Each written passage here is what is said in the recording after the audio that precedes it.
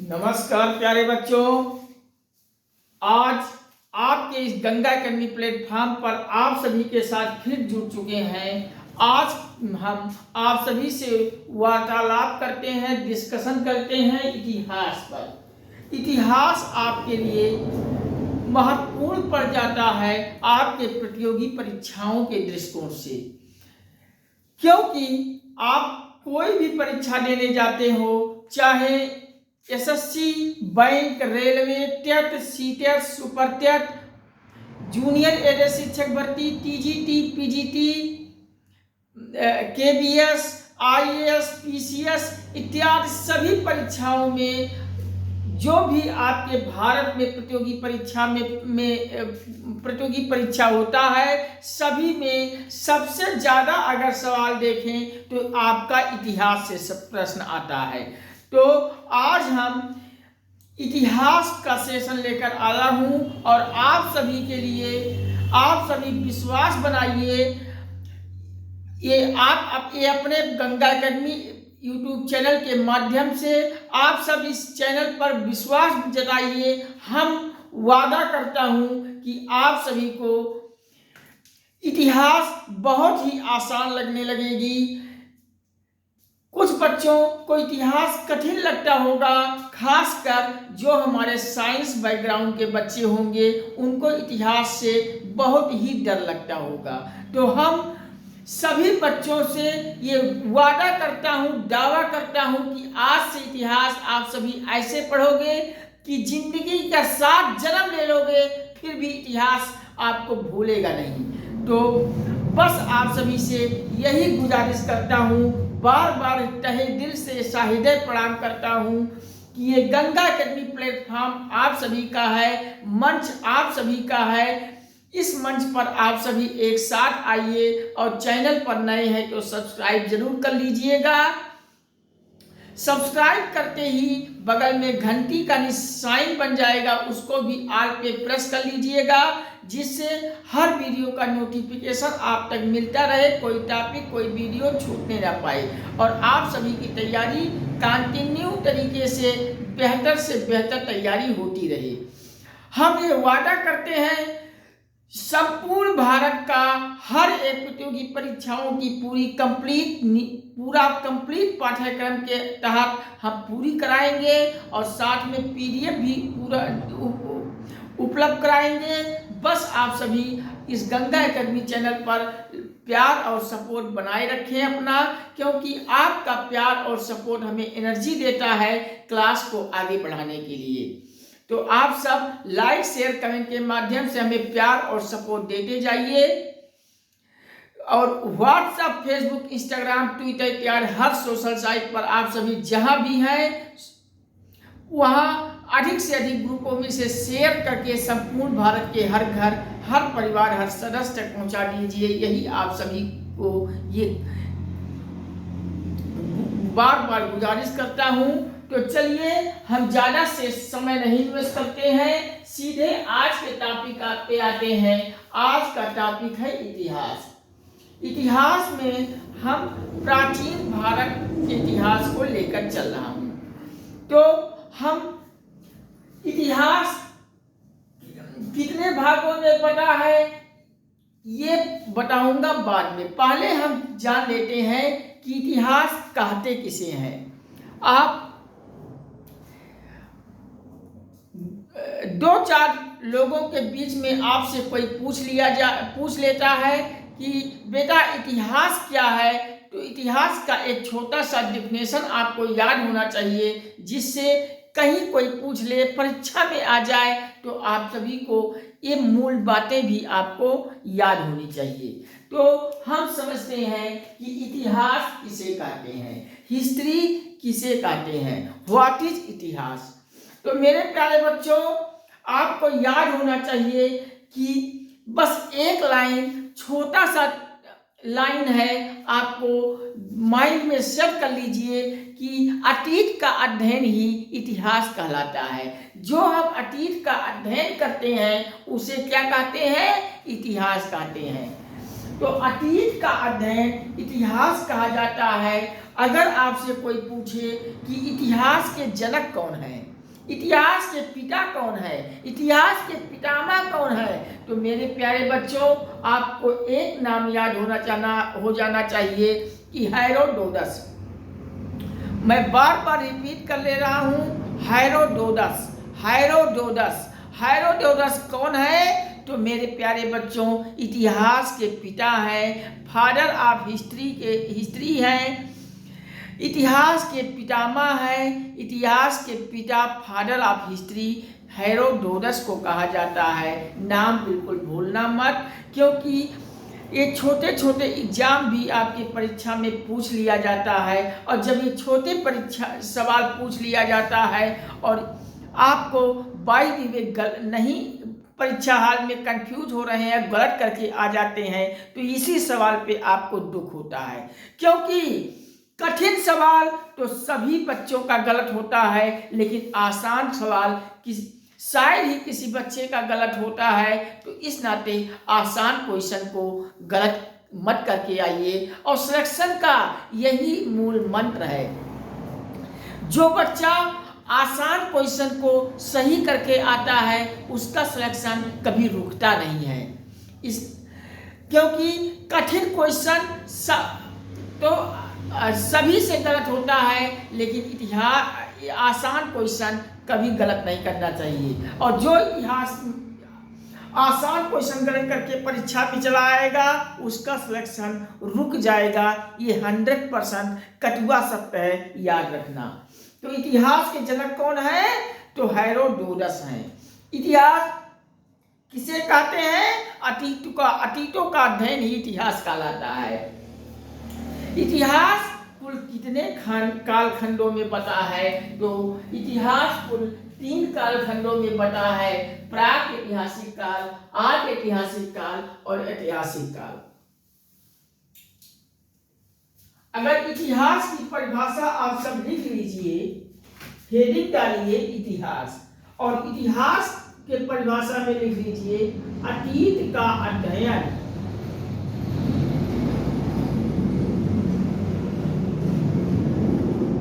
अतीत का अध्ययन ही क्या कहलाता है? इतिहास कहलाता है।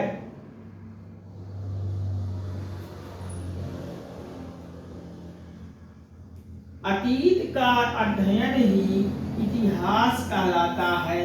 अगर हम आपसे पूछें कि इतिहास के पिता कौन है, तो मेरे प्यारे बच्चों इतिहास के पिता भी लिख लीजिए, हेरोडोटस को कहा जाता है।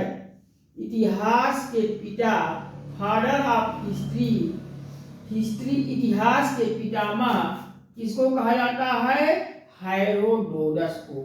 लिख लीजिए नाम, हेरोडोटस इतिहास के पिता हैं, फादर ऑफ हिस्ट्री है। इतिहास कुल कितने कालखंडों में बटा है? तो मेरे प्यारे बच्चों इतिहास कुल 3 कालखंडों में बटा है। कौन कौन? तो आपको याद होना चाहिए कि इतिहास कुल 3 कालखंडों में बटा है। पहला आपको याद होना चाहिए प्राक ऐतिहासिक सभ्यता। अभी हम सब बताएंगे प्राक ऐतिहासिक सभ्यता क्या होता है, ऐतिहासिक सभ्यता क्या होता है, आद्य ऐतिहासिक सभ्यता होता है। सब पहले अभी आप जानिए कि यहाँ आपको ये समझना है इतिहास कुल 3 कालखंडों में बटा है। पहले को प्राक ऐतिहासिक काल, प्राग ऐतिहासिक काल याद कर लीजिए, लिख लीजिए प्राग ऐतिहासिक काल।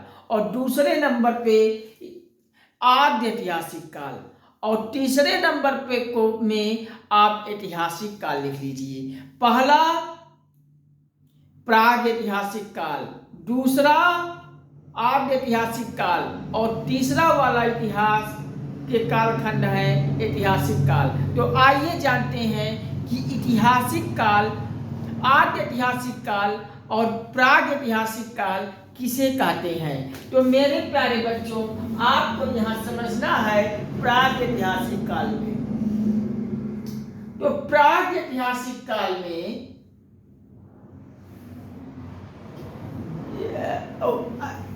उस काल व्यवस्था को कहा जाता है जहां ना तो लिखा कोई लेख लिखा हुआ मिला है, ना मानव यहाँ प्रागैतिहासिक काल में न बोलना जानता था न लिख पाता था। ऐसे काल को प्रागैतिहासिक काल कहा गया है। और आर्य ऐतिहासिक काल वाले में जहाँ लिखा भी पाया गया है लेकिन वो उसको बोला नहीं जा सका है। लिखा पाया गया है लेकिन पढ़ा नहीं गया है, आज ऐतिहासिक काल है। और ऐतिहासिक काल में लिखा भी गया है, पढ़ा भी गया है, बोला भी गया है, ऐतिहासिक काल है। तो प्राग ऐतिहासिक काल भी कुछ 4 कालखंडों में पता है। एक प्राग ऐतिहासिक काल में पहला आता है पूरा पाषाण काल, दूसरा मध्य पाषाण काल, तीसरा है नव पाषाण काल, चौथा है ताम पाषाण काल। दूसरे वाले में आर्य ऐतिहासिक काल में सिंधु घाटी सभ्यता है, दूसरे नंबर पे कासा सभ्यता है, तीसरे नंबर पर हड़प्पा सभ्यता है। और ऐतिहासिक काल में पहला प्राचीन काल, दूसरा मध्य काल, तीसरा आधुनिक काल, चौथा नेहरू काल, पांचवा विश्व काल। ऐतिहासिक काल यही है, प्राचीन भारत का इतिहास जिसे हम सब पढ़ते हैं।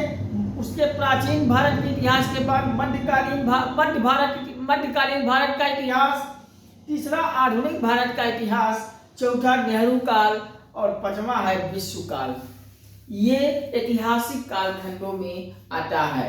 और प्राग ऐतिहासिक कालखंडों में पूरा पाषाण काल, मध्य पाषाण काल, नव पाषाण काल, ताम पाषाण काल और आर्य ऐतिहासिक काल में सिंधु घाटी सभ्यता, कासा सभ्यता और हड़प्पा सभ्यता। तो आप सब अगर लिखना चाह रहे हैं तो लिख लीजिए। मैं तो बार बार आप सभी से कहता हूँ, वीडियोस को आप सबसे देखिए मत, व्यवस्थित होकर चेयर टेबल पे बैठ जाइए और एक कॉपी पेन के साथ लिखते हुए पॉइंट को पढ़िए। और जब लिखते हुए वीडियो को देखेंगे तो ज़्यादा आपके मेमोरी में कैपेसिटी भरेगा। तो कभी आपको लिखा, जब आपका आँख से वीडियो देख रहे हैं, आँख भी चल रहा है, हाथ भी चल रहा है, माइंड भी चल रहा है, तो व्यवस्थित होकर माइंड में सेट हो जाती है और कभी भूलती नहीं है। तो लिख लीजिए। इतिहास किसे कहते हैं? तो अतीत का अध्ययन ही इतिहास कहलाता है। इतिहास के पिता कौन है? हेरोडोटस इतिहास के पिता कहे जाते हैं। इतिहास को कितने कालखंडों में पता है? इतिहास को 3 कालखंडों में पता है। पहला प्रागैतिहासिक काल, दूसरा आर्य ऐतिहासिक काल, तीसरा ऐतिहासिक काल। प्रागैतिहासिक काल भी 4 भागों में बटा है। पहला पूरा पाषाण काल, दूसरा मध्य पाषाण काल, तीसरा नव पाषाण काल, चौथा ताम पाषाण काल। अब आर्य ऐतिहासिक काल भी 3 काल खंडों में बटा है। एक सिंधु घाटी सभ्यता, दूसरा कासा सभ्यता, तीसरा हड़प्पा सभ्यता। ऐतिहासिक काल थर्ड वाला 4 कालखंडों में 5 कालखंडों में बटा है।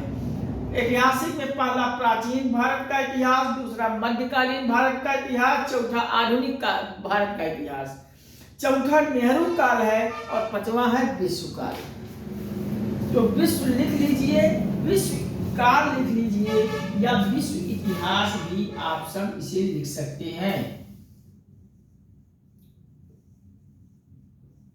ये प्राचीन का भारत का इतिहास, मध्यकालीन भारत का इतिहास, आधुनिक भारत का इतिहास और नेहरू काल और विश्व इतिहास। ऐतिहासिक काल के अंतर्गत आता है सिंधु घाटी सभ्यता, हम सब जब पढ़ेंगे, कासा सभ्यता उसमें पढ़ेंगे, हड़प्पा सभ्यता ये आर्य ऐतिहासिक काल में आता है।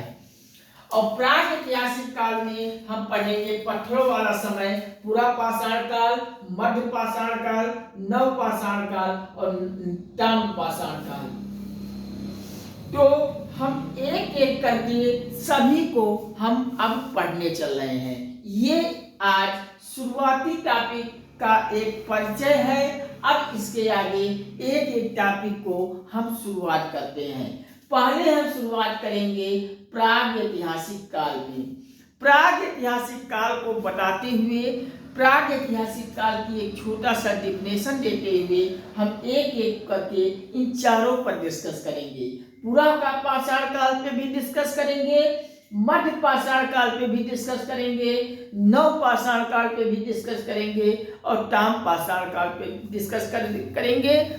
जो परीक्षा में प्रश्न पूछे जाते हैं सब यहाँ से सॉल्व करेंगे। आज ऐतिहासिक काल जब पढ़ेंगे तो सिंधु घाटी सभ्यता, कासा सभ्यता, हड़प्पा सभ्यता एक एक को हम व्यवस्थित रूप से पढ़ेंगे। ऐतिहासिक काल में हम प्राचीन भारत का इतिहास पढ़ेंगे, मध्यकालीन इतिहास भारत का इतिहास, आधुनिक भारत का इतिहास, नेहरू काल और विश्व इतिहास की चीजें पढ़ेंगे। तो अब पहला हेडिंग डालिए प्राग ऐतिहासिक काल। हम इसको लेकर चलते हैं।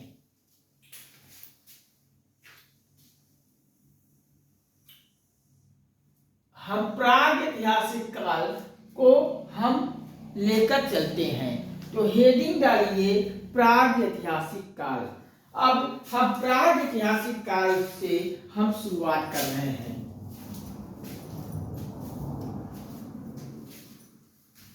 तो प्राग ऐतिहासिक काल हेडिंग डालिए और प्राग ऐतिहासिक काल किसे कहते हैं 2 लाइन जान लेते हैं। तो मेरे प्यारे बच्चों, प्राग ऐतिहासिक काल में आपको जानना है कि इतिहास का वह समय जिसमें मानव लिखना, पढ़ना, बोलना नहीं जानता था। प्राग ऐतिहासिक काल वह समय है जिसमें मानव को न लिखने का पता होता था, न पढ़ने का पता होता था, न वो बोल ही पाता था। प्राग ऐतिहासिक काल में मानव लिख भी नहीं पाता था, पढ़ भी नहीं पाता था, बोलने भी नहीं जानता था। इसकी जानकारी केवल उसे कुछ पुरातात्विक साक्ष्यों के आधार पर की गई है और पुरातात्विक साक्ष्यों पर ही मिली है। इसके अंतर्गत पाषाण काल को रखते हैं। कहीं आपको कंफ्यूजन तो नहीं हुई? अगर कंफ्यूजन हुई तो कमेंट कीजिए, हम आपको पुनः आपके कंफ्यूजन का समाधान करेंगे। चलिए हम लिख देते हैं, आप सब लिख लीजिए। हेडिंग डालिए प्राग ऐतिहासिक काल और प्राग ऐतिहासिक काल में आप 2 लाइन लिख लीजिए। इतिहास का वह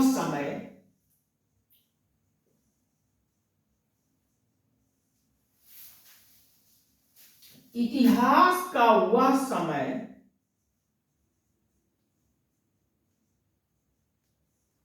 जिसमें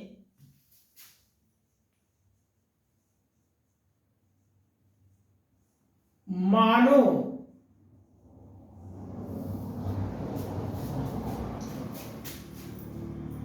लिखना,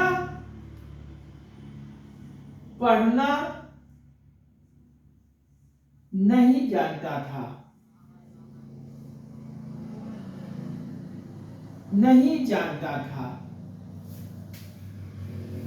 इतिहास का वह समय जिसमें मानव को लिखना पढ़ने की जानकारी नहीं थी, लिखना पढ़ना वह नहीं जानता था। इसकी जानकारी केवल उसे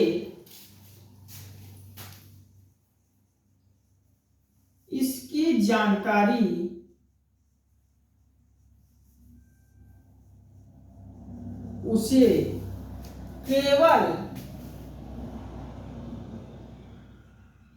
पुरातात्विक साक्ष्यों से मिली है। पुरातात्विक साक्ष्यों से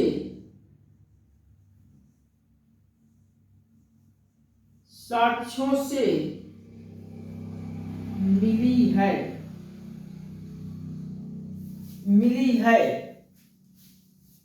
इसके अंतर्गत इसके अंतर्गत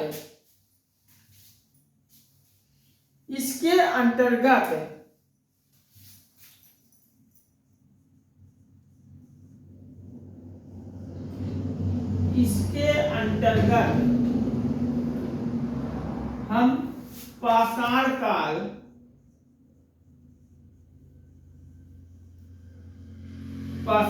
के इन्वर्टेड कामा अंडरलाइन लगा लीजिए, पाषाण काल रखते हैं। तो ये आप प्राग ऐतिहासिक काल हेडिंग डाल के लिख लीजिए कि इतिहास का वह समय जिसमें मानव को लिखना पढ़ने की जानकारी नहीं मिलती थी, नहीं होती थी।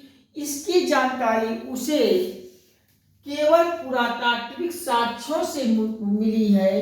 पुरातात्विक साक्ष्यों पर भी अंडरलाइन कर लीजिए, मिली है। इसके अंतर्गत हम किस काल को रखते हैं? तो पाषाण काल को रखते हैं। मैंने अभी बताया आपको कि प्राग ऐतिहासिक काल किसे कहते हैं। तो मेरे प्यारे बच्चों, प्राग ऐतिहासिक काल उस काल को कहा जाता है जहाँ के मानव को न लिखने की जानकारी होती थी, न उसे पढ़ने की जानकारी होती थी। इसकी जानकारी उसे केवल और केवल पुरातात्विक साक्ष्यों के आधार पर मिली है, पुरातात्विक साक्ष्यों के आधार पर की गई है। इसमें हम केवल पाषाण काल को रखते हैं। यही चीज मैंने यहाँ आपको लिखा दिया हूँ। इतिहास का वह समय जिसमें मानव को लिखना पढ़ना नहीं जानकारी थी, जिसमें मानव लिखना पढ़ना नहीं जानता था। इसकी जानकारी उसे केवल पुरातात्विक साक्ष्यों से मिली है। इसके अंतर्गत हम किस काल को रखते हैं? तो पाषाण काल को रखते हैं। तो अब आप यहाँ पे आपको मिला पाषाण काल। तो अब हमको पढ़ना है पाषाण काल किसे कहते हैं। तो पाषाण काल को भी हम जान लें यहीं पे कि पाषाण काल किसे कहते हैं। तो नेक्स्ट हेडिंग डालिए पाषाण काल। नेक्स्ट हेडिंग डालेंगे आप सब पाषाण काल। और पाषाण काल को अब हम यही पाषाण काल में कुछ हम पाषाण काल किसे कहते हैं एक छोटी सी डेफिनेशन आपको बता दूंगा। उसके बाद पाषाण काल में ये चारों हम एक एक करके पढ़ेंगे। पूरा पाषाण काल किसे कहते हैं, मध्य पाषाण काल किसे कहते हैं, नव पाषाण काल किसे कहते हैं और ताम पाषाण काल किसे कहते हैं। हम एक एक हेडिंग को हम व्यवस्थित रूप से आपको आपके परीक्षा में यहाँ से कैसे सवाल पूछे जाते हैं सब 1 to 1 A to Z हम पूरा व्यवस्थित क्रम में हम अब पढ़ने चल रहे हैं। तो हेडिंग डालिए पाषाण काल। अब पाषाण काल किसे कहते हैं।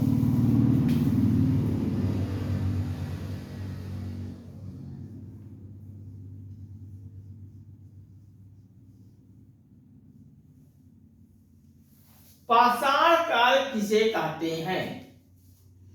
तो वह पाषाण काल में आपको पता होना चाहिए कि वह समय जब मानव पत्थर के कुछ औजारों या पत्थर के हथियारों का उपयोग करता था, उसे हम पाषाण काल कहते हैं। तो मेरे पास आपको पता होना चाहिए कि पाषाण का अर्थ होता है पत्थर, यानी कि सब कुछ पाषाण में पत्थर ही होगा, पत्थर के अलावा और कुछ नहीं होगा। तो पाषाण काल का एक छोटा सा डेफिनेशन आपको हमेशा याद रखना है कि वह समय जब मानव पत्थर के औजार और पत्थर के हथियार का उपयोग करता था, तो उस काल को हम कहते हैं पाषाण काल। आपको कहीं कोई कंफ्यूजन तो नहीं होगी मेरे प्यारे बच्चों। यानी मानव जब पत्थर के औजार और पत्थर के हथियार का उपयोग किस काल में करता था, तो पत्थर के औजार और पत्थर के हथियार का उपयोग मानव सिर्फ पाषाण काल में करता था। तो यही आपको पाषाण काल हेडिंग डालकर डेफिनेशन लिख लेना है। लिख लीजिए, वह समय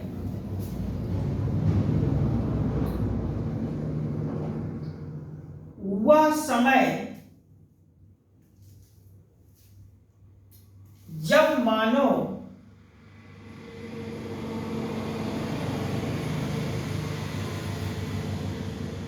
पत्थर के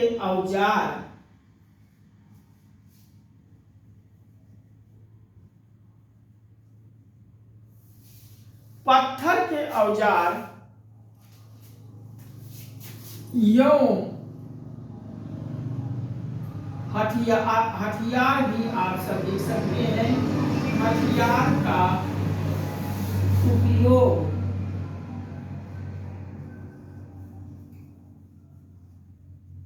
करता था, तो उस काल को पाषाण काल कहा जाता है। तो उस काल को पाषाण काल कहा जाता है, कहा जाता था। जब मानव सिर्फ पत्थर के हथियार और पत्थर का औजार का प्रयोग करता था, तो उस काल को हम पाषाण काल कहते हैं। आपको डिफिनेशन भूलेगा तो नहीं प्यारे बच्चों। अगर कहीं कंफ्यूजन हो तो बताइए, कमेंट के माध्यम से हमें बताइए। हम आपके हर कमेंट को पढ़कर डाउट क्लास के माध्यम से पूरा समाधान करने का प्रयास करेंगे। तो मैंने आपको बतलाया कि अभी तक मैंने आपको बताया कि इतिहास किसे कहते हैं। इतिहास कहते हैं अतीतों के अध्ययन को इतिहास कहा जाता है। इतिहास के पिता मैंने आपको बताया हेरोडोटस हैं। मैंने आपको बताया इतिहास कुल 3 कालखंडों में बता है। पहला प्राग ऐतिहासिक काल, दूसरा आद्य ऐतिहासिक काल और तीसरा है ऐतिहासिक काल। प्राग ऐतिहासिक काल को मैं 4 भागों में तोड़ा हूँ। पहला पूरा पाषाण काल, दूसरा मध्य पाषाण काल, तीसरा नव पाषाण काल और चौथा ताम पाषाण काल। अब आद्य ऐतिहासिक काल को हम तोड़ा 3 भागों में। पहला सिंधु घाटी सभ्यता, दूसरा कांसा सभ्यता, तीसरा हड़प्पा सभ्यता। हम सब एक एक करके पढ़ूंगा, आप सब घबराइए जरा भी नहीं। थर्ड वाला ऐतिहासिक काल, प्राचीन काल, मध्यकाल, आधुनिक काल, नेहरू काल और विश्व इतिहास। अब मैं एक एक करके सब पढ़ने चल रहा हूं। हेडिंग मैंने पहली दिलाया प्राग ऐतिहासिक काल। प्राग ऐतिहासिक काल का एक छोटा सा डेफिनेशन मैंने आपको बताया कि इतिहास का वह समय जिसमें मानव लिखना पढ़ना नहीं जानता था, अर्थात वो लिख पढ़ नहीं सकता था। इसकी जानकारी जब आपके माइंड में एक चीज चलती होगी, सर जब मानव को लिखना पढ़ना नहीं जानता था तो इतिहास का जो स्रोत मिला है कैसे मिला है। तो मेरे प्यारे बच्चों, आपको पता होना चाहिए कि लिखना पढ़ना जब नहीं जानता था तो इसके जानकारी की जो स्रोत मिली है वो पुरातात्विक साक्ष्यों के आधार पर मिली है। केवल और केवल पुरातात्विक साक्ष्यों के आधार पर मिली है। इसके अंतर्गत हम रखते हैं पाषाण काल को। अब पाषाण काल यहाँ आ गया तो पाषाण काल को भी पढ़ लेते हैं। पाषाण काल को मैंने बताया, हेडिंग चलाया और पाषाण काल को मैंने बताया। पाषाण काल वह समय है जब मानव पत्थर के औजार और पत्थर के हथियार का उपयोग करता था, तो उस काल को हम कहते हैं पाषाण काल। तो अब पाषाण काल में, पाषाण काल को कुल कितने कालखंडों में बता है? तो मेरे प्यारे बच्चों, पाषाण काल को हम 4 भागों में बांटते हैं। 4 भाग कौन कौन सा है? यही 4 भाग है। पहला पूरा पाषाण काल, दूसरा मध्य पाषाण काल, तीसरा नव पाषाण काल और चौथा है ताम पाषाण काल। तो अब हेडिंग डालिए पूरा पाषाण काल। अब एक एक करके हम चारों को व्यवस्थित रूप से पढ़ेंगे। कहीं आपको एक भी सवाल परीक्षा में गलत होगा तो हमें बताइएगा कि सर आप जो पढ़ाए थे हमसे गलत हो गया। हम वादा करता हूँ कि 7 जन्म ले लोगे आप सभी, फिर भी इतिहास आप सभी के दिमाग से कभी भूलेगा नहीं। जिंदगी भर आपको इतिहास सबसे रोचक और सबसे आसान बना के रख दूंगा। बस आप सभी हम पर विश्वास बनाइए और चैनल को सब्सक्राइब करके घंटी आल पे प्रेस कर लीजिएगा और प्यार और सपोर्ट चैनल पर देते जाइएगा। अपना लाइक शेयर कमेंट के माध्यम से हमें प्यार और सपोर्ट दीजिए। चैनल को आप सब अधिक से अधिक लोगों तक पहुंचा दीजिए और आप सब जुड़ते जाइए। हम वादा करता हूं कि आपके जीवन में इतिहास बहुत ही रोचक और बहुत ही आसान होगी और आपके परीक्षा में कभी भी कोई इतिहास से एक भी सवाल नहीं गलत होगा, चाहे कठिन हो या आसान हो। हम सबको तोड़ तोड़ के हम व्यवस्थित रूप से पढ़ाऊंगा। तो चलिए हेडिंग डालिए पूरा पाषाण काल। पाषाण काल मैंने बताया कि पाषाण काल कुल 4 खंडों में बटा है।